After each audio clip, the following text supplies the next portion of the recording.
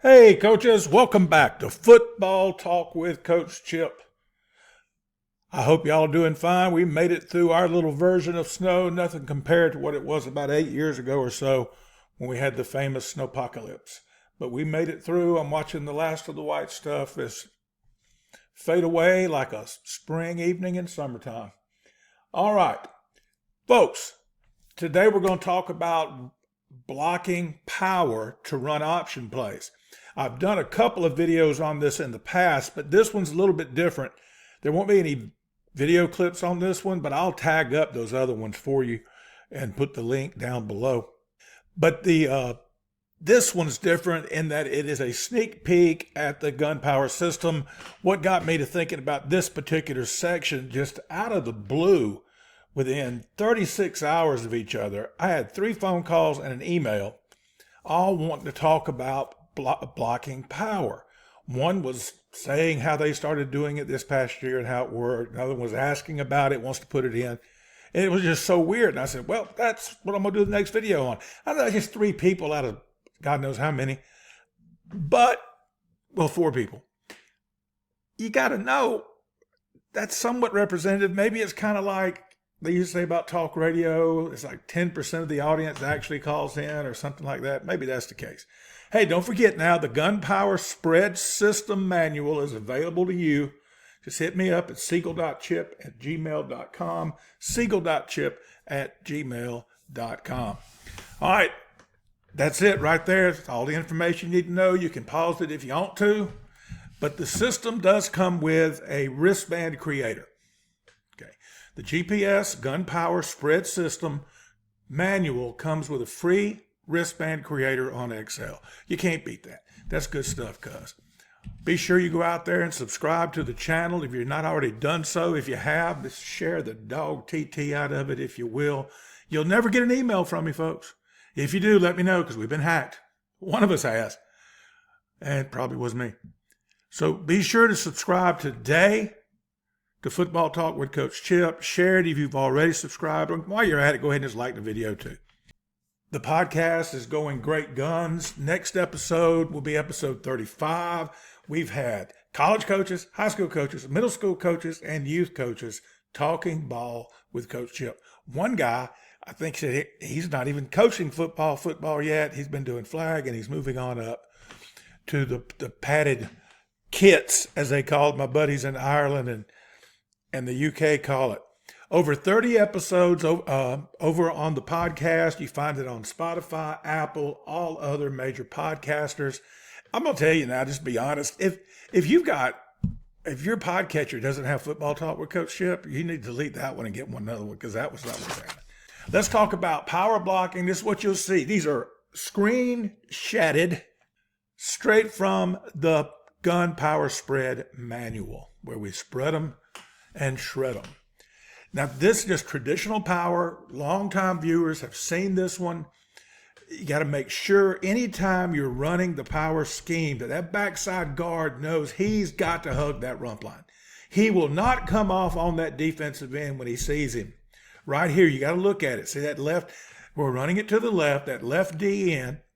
If he squeezes all the way down to the play side tackle's hip, the play side tackle executes his down block. By the way, I'm not going to do this on every one of these plays because every one of them are blocked the same. We're talking blocking now. We'll talk about how to doll up the blocking in a moment. That's doll up, y'all. That's D-O-L-L. Make it pretty as a doll. If that end squeezes all the way down to that play side tackle's outside hip and he runs into him, that's acceptable. But if he comes off that rump line to get that D in, the man that you're reading, skin him. All right, so what we're going to do, we're going to go block everything exactly the same. The only difference is in the backfield. I teach the H just to go, if that guy's out here on the Z, I teach the H to go right at that DN, just like he's going to kick him, just like a J block. And at last second, whiff past him. dip and rip, go right past him. The dude won't know the diff. The read, the give read is probably going to be wide open if the H sells that block. Because that guy, he's going to be attacking him and he may just stumble and fall. But if he's staying out there to take on that block, and now that thing's happening right in here, that's a keep. You go out there and you pitch on this joker. But you got to stress that to your backside guard. He's got to hug the rump line. He can come off of it if the mic fits in a gap right here. He can go, oh, there he is. Boom, that's my man. Fit up on him right there. That's good. That cleans up got a good clean read for the quarterback over here. You can run it out of same side. If you look in the formation section, remember there's over 400 pages in that. If you look in the formation section of the GPS manual, you will see how we align the H and the running back. The rule for the running back is always opposite. Always opposite the H. Always opposite, always. Unless you call stack. Stack puts him on the same side as the H, okay? You got it? Stack puts him on the same side of the H. You can only run this particular one, y'all. You can only run this one out of stack or what we call pistol in the GPS system. If you cross face, he's got to be over here and the read's over here now. We'll talk about that later. Here, we're not going to talk about blocking anymore. So on this one, instead of having the bubble like you do on the previous one, what happens is that dog's going to run with that bubble and make that block that much easier for the H, and the quarterback's going to keep it right here in the C/D gap outside, and he's going to be one-on-one with the safety. That's just being honest with you. He's going to be one-on-one with the safety. Tell your quarterback you're going to find out who's the dog and who's not the dog, because he's going to be right open. And if he makes that safety miss, he's going to hit his forehead on the goalpost, at least on the vertical part of it that holds it up out of the ground. All right, now this is the same one, same blocking, but this time your Z is going to go in motion. We didn't do this after the first year because we found that the dog often came in here, and even though the dog was nolo contendere on the play, it didn't matter because now everything's balanced right here on this end anyway. And so you got this extra guy right here. And it cluttered it up. I'm not knocking it because we did it, but it did kind of clutter it up. And if a team wasn't well coached, he'd bump in here and he might not react to this. This twirl motion, as we call it, is an orbit. Boop, put your cleats on the ground on the snap and get in pitch relationship about 8 yards. Yes, we teach 8. And we found it's much easier to shorten them up. And oftentimes you'll find if you're wanting 4 or 5 on pitch relationship, 8 will get you there anyway. So we just started to avoid the rush and went with 8. Every now and then you got that kid that understands, what distance, space, measurements are. And we would downsize it, tell him, go to 5. We'd slowly walk him down. But that's how you do that. But that's the pitch relationship. Everything else the same. The mesh is identical as the mesh on the previous. All the blocking's the same. The H has got to recognize the guy he's blocking has bumped in, and he'll know previous. He'll say like, yeah, that's what they do. And he'll come right here. And if the guy fights back outside to get the Z that has come in motion, that's perfect. Because remember, he's the third option, so to speak. You got option 1's the dive, option 2's the quarterback keep right here, and then option 3 is the pitch. Here's the thing, y'all. We didn't run option unless we really liked our quarterback running it. We had other ways of getting the ball outside, but we didn't run a ton of option unless that was a viable. I don't mean he had to be great. It didn't have to be Tebow or Cam Newton. If he could just run the football, tuck it away, get us 4 or 5 yards on a good read, that's a good quarterback. He can't make a guy miss. So what? He can operate everything else. We were blessed. We had several guys that we wanted to keep it. All right, same one, except now it is actual orbit motion by the Z. Everything's blocked the same, y'all, as the previous slide. And the only one that changed before that slide was the H on the outside backer. See? Only one. And it's the same. And now he's going in motion. We always taught the quarterback to snap it as soon as that motion, that orbit, left his vision. You turn and look at him, not looking straight ahead. Turn and look at the Z, and as he disappears out of your peripheral, come back to the center, snap the football. Now it's up to the Z not to take off and run away from you. He's the one in charge of the pitch relationship, quarterbacks. And so that's what we would do. As soon as he would disappear right in here, because we're looking toward the sideline, the quarterback is, snap it. And then it's up to him to watch the mesh, up to the Z to watch the mesh and do all that good stuff. All right, this is the one we talked about earlier, I alluded to. This is the backside read, same one everybody used on the inside and outside zone, especially Rich Rod made it famous at West Virginia back in the early 2000s with Pat White, Alabama native, and he ran the dog out of that thing. He did it in high school too. Played at Daphne. That's right, Daphne Trojans, I believe. So all the quarterback will do on this one is read the backside in. It's real simple. We got to communicate this to two guys. And we can run it off any power. If that's the case, three guys. The running back's got to know it because he may or may not get it. Quarterback, obviously. And the backside tackle. In this case, the left tackle. And what we do, we got one call, fits all. What he does, I think I heard that. I watch Jeopardy in the evenings and one of those lawyer commercials. One call, that's all. That's right. One call covers all in this case. It's all three of them. Our call was cap. The kids several years ago, my God, getting close to 10 years ago, I guess, started calling it a lie, a cap. Somebody was telling a lie. They said, "You capping." And so, and I listen, and I listen to the kids when they talk, and if there's a word they use, I don't know. I ask them, and they told me that's what it meant. So we were putting this call, and I forget what it was before then. It's been so long. We just tip our cap. And we'd tip our cap, and that told the tackle. Usually the quarterback would see it, and he would tell the tackle. And if he needed to, the running back. Oftentimes the tackle would have just got the call from the O-line coach.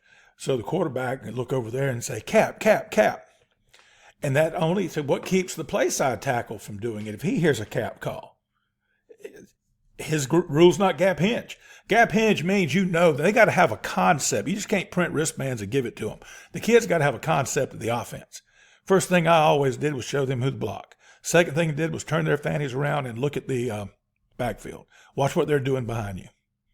He's trying to run right here, and the kid's looking dead at it. He sees. They got to get a concept of it. So if we called power right, whatever that call may be, Panthers, we call Panthers. So that tackle right there, he's getting down. All of a sudden he hears cap, cap, cap. He goes, "Oh, that ain't me. I'm on the play side because my rule is gap down backer." The one over here says, "Oh, it's talking to me. That's gap hinge for me." Or the way I would put it on his wristband, gap, gap, flip. So instead of gap hinging, his rule is gap, gap, flip. That's to remind him, check the gap twice before you flip your hips to block the outside. That's what that means, for those of y'all that don't know. Cap means dip, rip, whatever you got to do, get skinny, leave this DN alone. If he's heavy 5 or a 4, you got to fight inside right there and go get this guy. And he's going to step right here, unless they got a blitz call where he's coming out here. He's going to step right here. And so when he does, you gather him and block him, knowing he's going to try to fight outside if we keep it. So what you got to do is get on him, cover him. It's one of my most difficult blocks, and stalk him. If he goes right, you stay with him. He goes left, you stay with him. And you stay with him 2 steps longer than when you thought it was time to stop blocking. So I always told the kids, give me 2 more steps. When you think the play is done, give me 2 more steps. If you think you've lost that guy, give me 2 more steps. Because what kids got to realize, whether it's pass blocking or run blocking, you stay with the block 2 more steps or whatever it is, 1 more second. It makes all the difference in the world. Now, if you're blocking this guy and he's fighting off right here to tackle the quarterback, as soon as he starts fighting off, your feet need to start moving. Give me 2 steps. And even if you don't finish him, you've given your quarterback a chance to run away from him because he's had to run around you and can deal with you. So the backside tackle, here's cap. That means he's climbing to the first backer inside of him or the first backer that shows. And it's, whether it's, by the way, for those of y'all that say something about even an odd front, Every one of these are covered in the manual against all the different defenses. The GPS manual covers all the different defenses, and there's only 4 of them. So just know that. So you're going to have to get the GPS manual to find out what that meant. That's all I can say. All right, this is the Cam Newton. He made it famous in 2010, leading Auburn to a national title. Y'all don't know, I just threw up a little bit in my mouth. Roll Tide. On this one, the mesh is the same. The angle of the mesh isn't. But I found this out. A mesh is a mesh is a mesh. A mesh on that downhill one, it's the same mesh as on this one. And the mesh on an RPO is the same. A mesh is a mesh is a mesh. How you get there may be different. It could be flat. It could be downhill. And what you do afterwards, quarterback, could be different. That's the only difference. But the actual mechanics, the operations, if you will, of the mesh is the same on everything. And that's one of the cool things I like about doing this out of gun. But you don't have as many options sometimes under center. And people say, oh, no, you can run midline, you can run inside veer, you can run outside veer. Yeah, I know so many teams have done that, and they all did it back in the day. No, they didn't. So on this one, what the quarterback does, he sticks it in the running back's belly. Shuffle, shuffle, leaving the ball there, okay, unless he decides, oh, that's a give, because he's reading the DN. Everybody over here, all the linemen are blocking power, these 5 guys. These 3, if it's against trips, are all stalking by the numbers. 1, 2, 3. See? He's doing the read. You got to get the manual to see what that read is. And it's the same, by the way, if you do it to the 2x2 out of this set right here, which is right slot. This is right slot. Right tells the H where to go. The second word tells the Z where to go. Slot means slot left. If we don't tell him anything, guess what?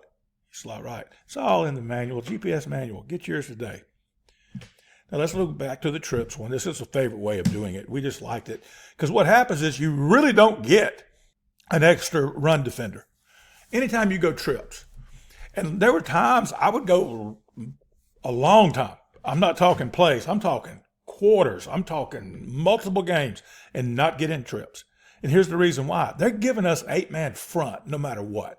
Come hell or high water, they're giving us an 8-man front. It's either going to be a 4-4 of some sort, or it's going to be a 3-5, 5-3, 3-3-3, whatever you want to call it.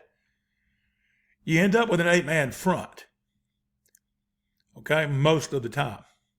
Unless they run that 3 safety stuff. 3, not free, 3, the number 3. You look it up, Iowa State.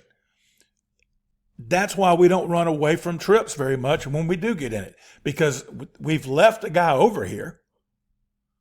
All right, so we get in trips, and all they do is bump the safety over and play him 8, 9, 10 yards. He's not in the run fit. If he makes the tackle, we had a hell of a play. And that's why I like running this out of trips, and that's also why I don't like running trips a lot. I'm not being adamant. I never would be adamant.